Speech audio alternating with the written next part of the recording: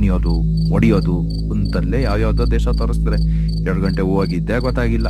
ಕದೂರ್ಗ್ ಪಾಕಿಸ್ ಬಂದ್ಮೇಲೆ ರಾತ್ರಿ ನಮ್ಮ ಮೂರವರೆಲ್ರು ಅಲ್ಲೇ ಹೋಗ್ತಾರೆ. ಮೊದ್ಲಿನ ತರ ನಾಟಕ ನೋಡೋ ಕಾಲನೇ ಹೊಂಟೋಯ್ತು. ಹೌದು ಮಂಜ, ಆದ್ರೂ ಆ ನಾಟಕಕ್ಕಿದ್ದಿದ್ ಮಜಾನೇ ಬೇರೆ. ಏನ್ ಮಜಾ, ಒಟ್ಟಿಗೆ 4 ಜನ ಬಣ್ಣ ಹಚ್ಕೊಂಡ್ ಕೂಗಾಡೋದೇ ಅಲ್ವಾ. ಅದನ್ನ ನೋಡ್ಕೊಂಡ್ ಕೂತಿರೋ ಬದಲು ಪಿಕ್ಚರ್ ನೋಡಿದ್ರೆ ಎಷ್ಟು ಸಖತ್ತಾಗಿರತ್ತೆ. ಹಾಗಲ್ಲಪ್ಪ, ನಾವು ಚಿಕ್ಕವರಿದ್ದಾಗ ಇಡೀ ಊರೇ ಒಟ್ಟು ಕೂತ್ಕೊಂಡು ನೋಡ್ತಿದ್ವಿ. ಅಲ್ಲಿದ್ದಿದ್ ಸಂತೋಷನೇ ಬೇರೆ. ಅದು ಅವಾಗ. ಇವಾಗ ಟಾಕೀಸ್ಗೆ ಹೋಗಿ ಪಿಕ್ಚರ್ ನೋಡೋದು, ಟಿವಿಲ್ ಕುತ್ಕೊಂಡು ಸೀರಿಯಲ್ ನೋಡೋದು, ಮೊಬೈಲ್ನಾಗ ಯೂಟ್ಯೂಬ್ ನೋಡೋದು ಇಷ್ಟೇ. ಇವಾಗೆಲ್ಲ ನಾಟಕ ಯಾರು ನೋಡ್ತಾರೆ? ಅದ್ರಾಗಿ ಏನೂ ಚೆನ್ನಾಗಿರೋದಿಲ್ಲ.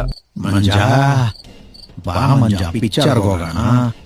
ಬ್ಯಾವಣ್ಣ, ಏನೋ ಇದು ಇವಾಗ ಎಲ್ಲಿಂದ ಬಂತು? ಅಯ್ಯಯ್ಯ ದೇವಣ್ಣ, ಕಾಪಾಡು ಕಾಪಾಡು. ಅಯ್ಯೋ ಕಾಪಾಡಿ, ಮಂಜನ್ನ ದೆವ್ವ ಹೇಳ್ಕೊಂಡಾಯ್ತು.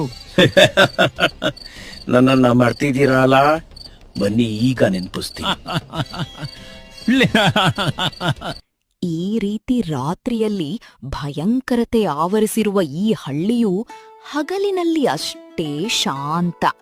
ಹಚ್ಚ ಹಸಿರಿನ ಹೊಲಗಳು, ಮುಗ್ಧ ಜನರು, ಒಂದೇ ಕುಟುಂಬದಂತೆ ಬದುಕುವ ಜೀವನ.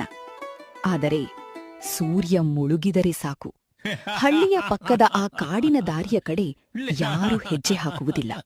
ಹೀಗಿರುವಾಗ ಬಾಲ್ಯದ ನೆನಪುಗಳನ್ನ ಮತ್ತೊಮ್ಮೆ ಜೀವಿಸುವ ಆಸೆಯಿಂದ ವರ್ಷಗಳ ನಂತರ 3 ಗೆಳೆಯರು ತಮ್ಮ ಊರಿಗೆ ಮರಳಿದರು. ಲೇ ಮಕ್ಳ, ಎಷ್ಟೋ ವರ್ಷ ಆಯ್ತ್ರೋ ನಿಮ್ ಮುಖ ನೋಡಿ. ಹೆಂಗಿದಿರೋ? ನಾನ್ ಚೆನ್ನಾಗಿದ್ದೀನೋ, ಆದ್ರೆ ನಿನ್ ನೋಡ್ ಸದ್ಯಕ್ ಶಾಕ್ ಅಲ್ಲಿದ್ದೀನಿ. ಯಾಕಪ್ಪ? ಮೊದ್ಲೆಲ್ಲ ಊರಲ್ಲೇ ಚಡ್ಡಿ ಹಾಕೊಂಡು ಗೊಣ್ಣೆ ಸುಸ್ಕೊಂಡು ಓಡಾಡ್ತಿದ್ದೆ. ಇವಾಗ ನೋಡು, ಹಳ್ಳಿಗ್ ಬರಕ್ಕೂ ಬ್ರಾಂಡೆಡ್ ಬಟ್ಟೆ ಹಾಕೊಂಡ್ ಬಂದಿದ್ಯಾ. ಅವನ್ನೇನ್ ಕೇಳ್ತ್ಯಾ? ಮೊದ್ಲು ನನ್ ನೋಡಪ್ಪ. ನಿನ್ನೆ ನೋಡ್ತಿದ್ದೀನಲ್ಲ, ಆದ್ರೆ ನೀನ್ ಶರತ್ ಅಂತ ನಂಬಕ್ಕೆ ನಂಗೆ 2 ನಿಮಿಷ ಬೇಕಾಯ್ತು. ಸಿಟಿ ಊಟದ ಮಹಿಮೆ ಕಣೋ. ಬೆಳಗ್ಗೆ ಜಿಮ್ಮು, ಸಂಜೆ ಬಿರಿಯಾನಿ. ಇದನ್ನೆಲ್ಲ ಸಾಧ್ಸಕ್ ಎಷ್ಟು ವರ್ಷ ಕಷ್ಟಪಟ್ಟಿದೀನಿ ಗೊತ್ತಾ? ಹೌದಪ್ಪ, ನೋಡಿದ್ರೆ ಗೊತ್ತಾಗುತ್ತೆ. ಹೊಟ್ಟೆಗೆ ಮಾತ್ರ ಪ್ರಮೋಷನ್ ಆಗಿದೆ.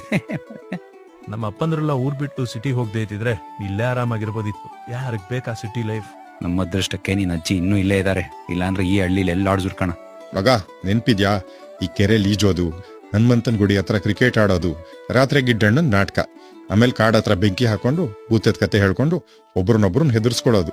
ಎಷ್ಟು ಚೆನ್ನಾಗಿತ್ತಲ್ಲ ಲೈಫು. ಅದಕ್ಕೆ ತಾನೇ ಬಂದಿರೋದು. 3 ದಿನ ಹಳ್ಳಿನ ಹೇಗ್ ಎಂಜಾಯ್ ಮಾಡ್ತಿದ್ವೋ ಹಾಗೆ ಎಂಜಾಯ್ ಮಾಡೋಣ. ಯಾರ ಆಫೀಸ್ ಕೆಲ್ಸದ ಬಗ್ಗೆ ಮಾತಾಡಬಾರ್ದು, ಫೋನು ಎತ್ತಕೋಬಾರ್ದು. ಮೊದ್ಲು ಈ ಕೆರೆಗಾರಿ ಹಳ್ಳಿ ಎಕ್ಸ್ಪೀರಿಯನ್ಸ್ ಸ್ಟಾರ್ಟ್ ಮಾಡೋಣ. ಎಲ್ಲ ಜಂಪ್. ಕೆರೆಯಲ್ಲಿ ಈಜಿದ್ಮೇಲೆ ಹಳೇದೆಲ್ಲ ಹಾಗೆ ನೆನ್ಪಾದಂಗಾಯ್ತು. ಹೌದು ಕಣ, ಆದ್ರೂ ನೀನೇನೇ ಹೇಳು, ಹಳ್ಳಿ ಮೊದ್ಲಿದ್ದಂಗಿಲ್ಲ, ತುಂಬಾ ಬದಲಾಗಿದೆ. ಹಳ್ಳಿನೂ ಅಪ್ಡೇಟ್ ಆಗಿದೆ, ಆದ್ರೆ ನೀನ್ ಮಾತ್ರ ಆಗಿಲ್ಲ. ನೀನ್ ಹೊಟ್ಟೆ ತರಾನ? ಯಾರಪ್ಪ ನೀವು? ಹಳ್ಳಿಗೆ ಹೊಸಬ್ರ ತರ ಕಾಣ್ತೀರಾ? ಹೊಸಬ್ರಲ್ಲ ತಾತ, ಹಳಬ್ರೆ. ನಾನು ಲಿಂಗಮ್ಮಜ್ಜಿ ಮೊಮ್ಮಗ ಕಾರ್ತಿಕ್. ಇದು ಮಹೇಶ್ ಮತ್ತೆ ಶರತ್. ನೆನ್ಪಿದೀವಾ? ಇದೇ ಹಳ್ಳಿಲ್ ಬೆಳ್ದಿದ್ವಿ. ಓ, ನೆನ್ಪಾಯ್ತು ಮಗ. ನೀವೆಲ್ಲ ಪಟ್ನಾ ಸೇರ್ಕೊಂಡ್ ಬಹು ವರ್ಷ ಆಯ್ತಲ್ಲ, ಹಳ್ಳಿ ನೋಡಕ್ ಬಂದಿದ್ದೀರಲ್ಲ, ಖುಷಿ ಆಯ್ತು. ಏನೇ ಹೇಳಿ, ಕರೆಕ್ಟ್ ಟೈಮ್ಗೆ ಬಂದಿದ್ದೀರಾ. ಅಂದ್ರೆ ಹಗ್ಲೊತ್ ಬಂದಿದ್ದಕ್ಕೆ ಆಯ್ತು. ಕತ್ಲಾದ್ಮೇಲೆ ಬಂದಿದ್ರೆ ಹಳ್ಳಿ ಒಳಗೂ ಬರ್ತಿದ್ರೋ ಇಲ್ವೋ? ಲೇ ರಂಗ, ಇವಾಗ ಇನ್ನೂ ಬಂದೋರೆ, ಅದೆಲ್ಲ ಯಾಕ್ಲ ಹೇಳ್ತ್ಯಾ? ಅದೇನಿಲ್ಲ ಮಕ್ಳ, ಹಗ್ಲೊತ್ ಎಷ್ಟ್ ಬೇಕಾರೋ ಹಳ್ಳಿಲ್ ತಿರ್ಗಾಡಿ, ಆದ್ರೆ ರಾತ್ರಿ ಮಾತ್ರ ನಿಮ್ಮ ಅಜ್ಜಿ ಮನೆಯಿಂದ ಆಚೆ ಬರ್ಬೇಡಿ ಅಷ್ಟೇ. ಯಾಕೆ? ಅಂತದ್ದೇನಿದೆ ಕತ್ಲಲ್ಲಿ? ಕಾಡ್ ಪ್ರಾಣಿಗಳ ಕಾಟ ಏನಾರು ಇದೆಯಾ? ಪ್ರಾಣಿಗಳನ್ನಾದ್ರೆ ಬಲೆ ಹಾಕಿ ಹಿಡಿದ್ಬಿಡ್ಬೋದು ಮಗ, ಆದ್ರೆ ಇಲ್ಲಿರೋದು ಹಿಡಿತಕ್ಕೆ ಸಿಗದೆ ಇರೋ ಶಕ್ತಿ. ಏನಂಗಂದ್ರೆ ಅಂತದ್ ಏನ್ ನೋಡಿದೀರಾ ನೀವು? ನಾವಲ್ಲ, ನೋಡಿರೋರಿದ್ದಾರೆ. ಏ ದೇವಪ್ಪ, ಬಾರ ಇಲ್ಲಿ. ಅವತ್ ರಾತ್ರಿ ಏನಾಯ್ತು ಹೇಳಿ ಇವ್ರುಗಳಿಗೆ? ಅವತ್ತು ನಾನು ಮಂಜ ಕಾಡ್ತಾರಿಲ್ಲಿ ಟಾಕೀಸಿಂದ ಪಿಕ್ಚರ್ ನೋಡ್ಕೊಂಡ್ ಬರ್ತಿದ್ವಾ, ಅದೊಂದ್ ವಿಚಿತ್ರ ಧ್ವನಿ.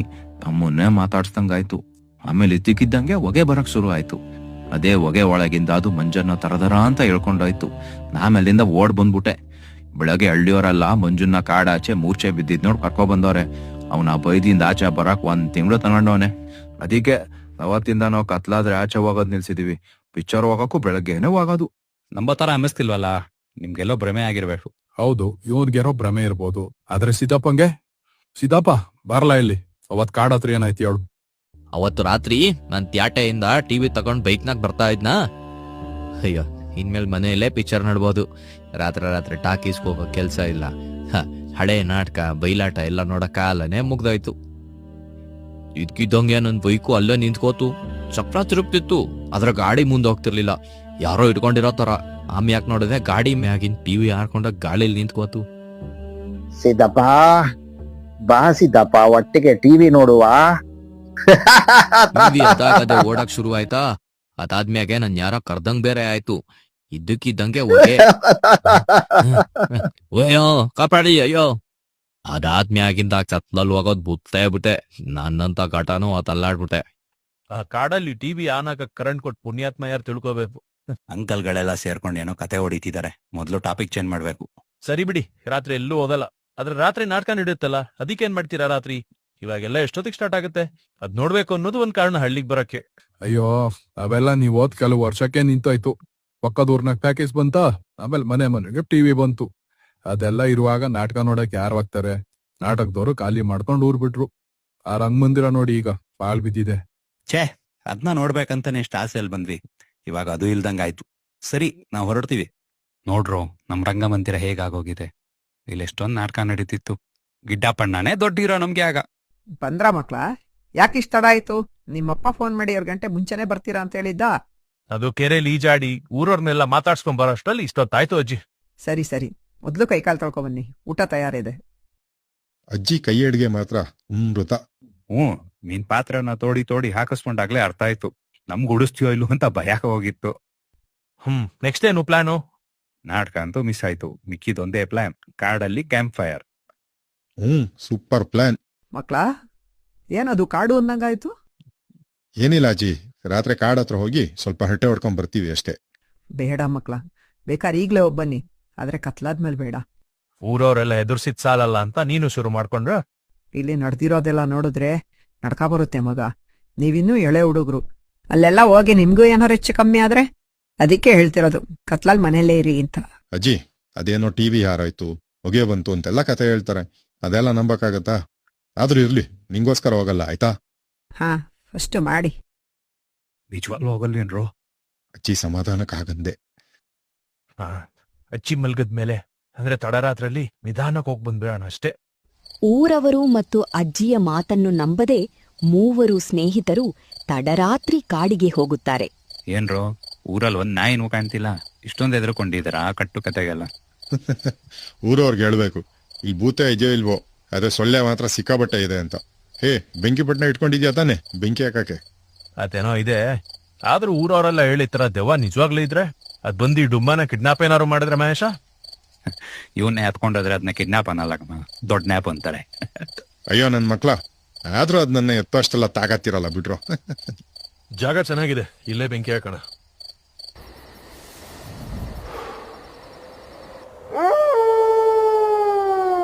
ನೋಡಿದ್ರಾ, ಊರವರೆಲ್ಲ ಸುಮ್ನೆ ಭಯ ಪಡ್ತಿದ್ದಾರೆ. ಗೋಸ್ಟ್ ಇರ್ಲಿ, ಒಂದ್ ಗೂಬ್ ಹೆಣು ಕಾಣ್ಲಿಲ್ಲ. ಹೌದಪ್ಪ, ಭೂತಕ್ಕಿಂತ ಜಾಸ್ತಿ ಅವ್ರು ಹೇಳಿದ ಕತೆಗಳೇ ಭಯಂಕರವಾಗಿತ್ತು. ಅದ್ ನಿಜ. ಆದ್ರೂ ಇಷ್ಟ ವರ್ಷ ಆದ್ಮೇಲೆ ಇಲ್ಲಿ ಬಂದ್ ಕೂತಿರೋದು ಏನೋ ಒಂಥರ ಖುಷಿ. ಹೇ, ನೆನ್ಪಿದ್ಯಾ ಈ ಜಾಗದಲ್ಲಿ ಕೂತು ಬೆಳಗಾಕೋ ತನಕ ಹರಟೆ ಹೊಡಿತಿದ್ವಿ ಅಲ್ವಾ? ಆಮೇಲೆ ನಾಟಕ ಮುಗಿದ್ಮೇಲೆ ಎಲ್ರು ಇಲ್ಲೇ ಬಂದ್ ಕೂತ್ಕೋತಿದ್ವಿ. ಅವತ್ತಿನ ನಾಟಕಗಳೇ ಬೇರೆ ಕಣ. ಗಿಡ್ಡ ಅವ್ರ ಅಭಿನಯನೇ ಬೇರೆ. ನಿಜವಾಗ್ಲು ಕತೆ ಒಳಗೆ ಕರ್ಕೊಂಡು ಹೋಗ್ಬಿಡ್ತಿದ್ರು. ನಂಗೇನೋ ಇವಾಗ ನೋಡ್ರಿ ನಾಟಕ ಎಲ್ಲ ಓವರ್ ಅನ್ಸುತ್ತೆ ಕಣ್ರ. ಸುಮ್ನೆ ಕಿರ್ಚೋದು ಅರ್ಚೋದು ಬರೀ ಇಷ್ಟೇ ತಾನೇ. ಲೇ ಪಾಪ ಕಣ, ಅವ್ರ ಲೈವ್ ಆಗಿ ಅಲ್ಲೇ ಪರ್ಫಾರ್ಮ್ ಮಾಡೋದು ಎಷ್ಟು ಕಷ್ಟ ಅಂತ ನಿಂಗೇನಾರು ಗೊತ್ತಾ? ಕಷ್ಟನೇ ಇರ್ಬೋದು, ಆದ್ರೆ ಜನಗಳಿಗೆ ಇಷ್ಟ ಆಗ್ಬೇಕಲ್ಲ. ಇವಾಗ ಟಿವಿ ಫೋನ್ ಮತ್ತೆ ಎಲ್ಲ ನಾಟಕ ಯಾರು ನೋಡ್ತಾರೆ ಹೇಳು? ಇವನೇನೋ ಹಿಂಗಂತಾನೆ. ಎಷ್ಟೋ ಜನರು ಜೀವನ ನಡೆಯುತ್ತೆ ಗೊತ್ತಾ ಅದರಿಂದ. ಮೇಕಪ್ ಹಾಕೋರು, ಲೈಟ್ ಹೊಡಿಯೋರು, ವಾದ್ಯ ಬಡಿಯೋರು, ಕಲಾವಿದ್ರು, ಅವ್ರನ್ನೆಲ್ಲ ಜನ ಒಂದೊಂದಾಗೆ ಮರ್ತು ಬಿಟ್ಟಿಯಾರ ನೋಡು. ಅದೆಲ್ಲ ಏನೇ ಇರ್ಬೋದು, ಜನರಿಗೆ ಕಷ್ಟ ಆಗತ್ತೆ ಅಂದ್ರೆ ಜನಕ್ಕೆ ಎಂಟರ್ಟೈನ್ಮೆಂಟ್ ಬೇಕು. ಚೆನ್ನಾಗಿದ್ರೆ ನೋಡ್ತಾರೆ, ಇಲ್ಲ ಅಂದ್ರೆ ಬಿಡ್ತಾರೆ. ಇವಾಗ ಎಲ್ಲ ನಾಟಕನ ಯಾರು ಮೂಸಲ್ಲ.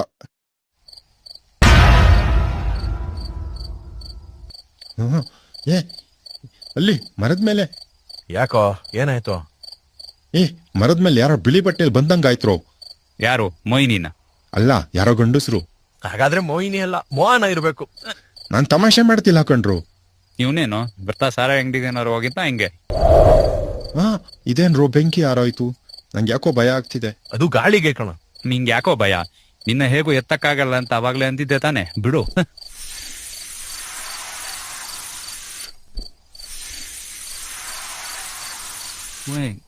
ಇದೇನೋ ಇಷ್ಟೊಂದು ಹೋಗೆ ಎಲ್ಲಿಂದ ಬಂತು? ನೋ ಚೆನ್ನಾಗಿ ಎಲ್ಲಿ ಹೋದ್ನೋ? ನಾನು ಇಲ್ಲಿ ತಿನ್ಕೊಂಡ್ರೋ, ಪ್ಲೀಸ್ ಕಾಪಾಡ್ರೋ. ಅಯ್ಯಯ್ಯೋ.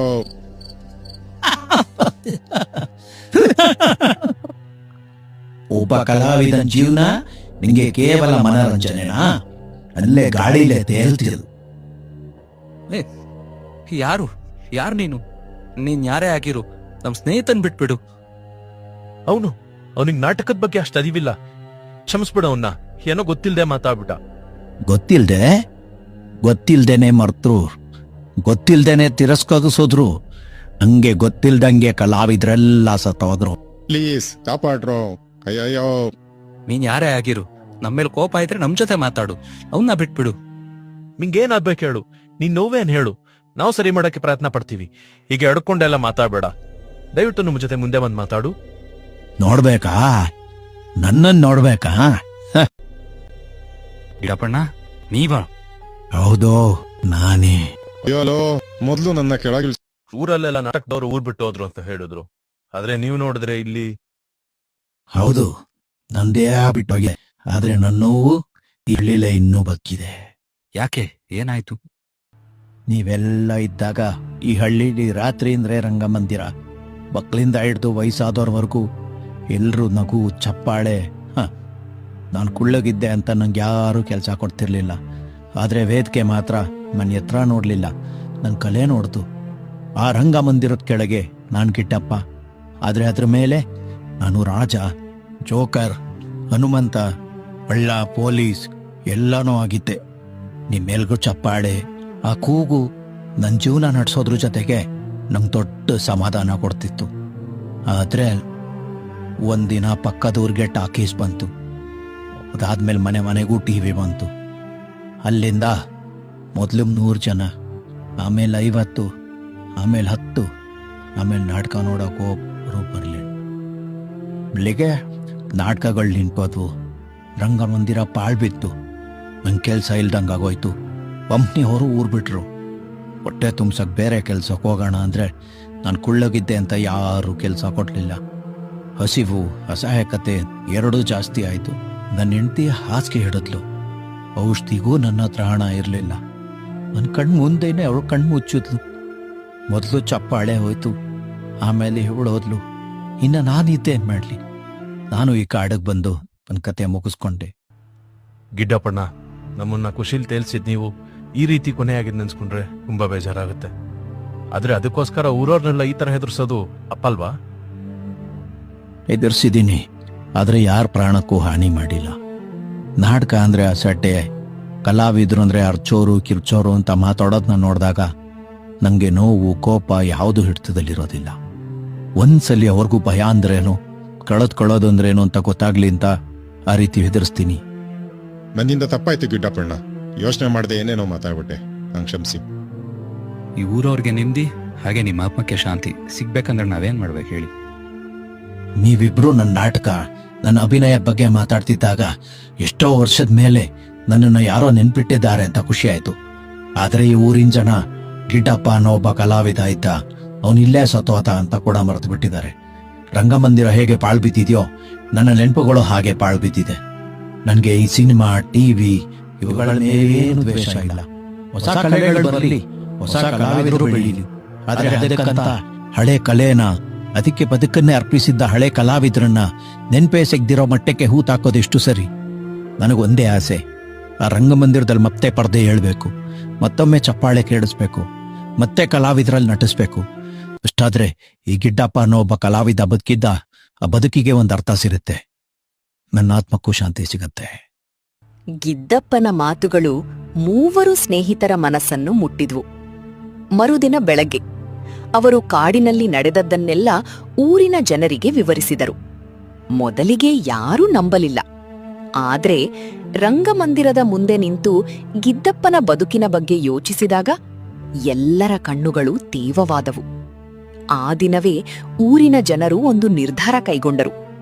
ವರ್ಷಗಳಿಂದ ಪಾಳು ಬಿದ್ದಿದ್ದ ರಂಗಮಂದಿರವನ್ನು ಮತ್ತೆ ಸರಿಪಡಿಸಿದರು.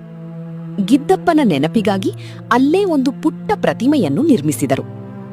ಬಹಳ ವರ್ಷಗಳ ನಂತರ ಆ ರಂಗಮಂದಿರದಲ್ಲಿ ಮತ್ತೆ ಪರದೆ ಏರಿತು, ಮತ್ತೆ ಡೋಲು ಮೊಳಗಿತು, ಮತ್ತೆ ಚಪ್ಪೆಗಳು ಕೇಳಿಸತೊಡಗಿದವು, ಮತ್ತೆ ಹೊಸ ಕಲಾವಿದರಿಗೆ ವೇದಿಕೆ ಸಿಕ್ಕಿತು. ಇದನ್ನೆಲ್ಲ ಕಂಡ ಮೂವರು ಸ್ನೇಹಿತರು ಗಿದ್ದಪ್ಪನ ಆಸೆ ಕೊನೆಗೂ ಈಡೇರಿತು ಎಂಬ ಸಂತೋಷದಿಂದ ಊರನ್ನು ಬಿಟ್ಟು ಹೊರಟರು. ಆ ರಾತ್ರಿ ರಂಗಮಂದಿರದ ಮುಂದೆ ಗಾಳಿ ಬೀಸುತ್ತಿತ್ತು. ಗಿದ್ದಪ್ಪನ ಪ್ರತಿಮೆಯ ಮೇಲೆ ಒಂದು ಸಣ್ಣ ನಗು ಮೂಡಿದಂತಿತ್ತು. ಅವನ ಆತ್ಮಕ್ಕೂ ಕೊನೆಗೂ ನೆಮ್ಮದಿ ಸಿಕ್ಕಿತ್ತು.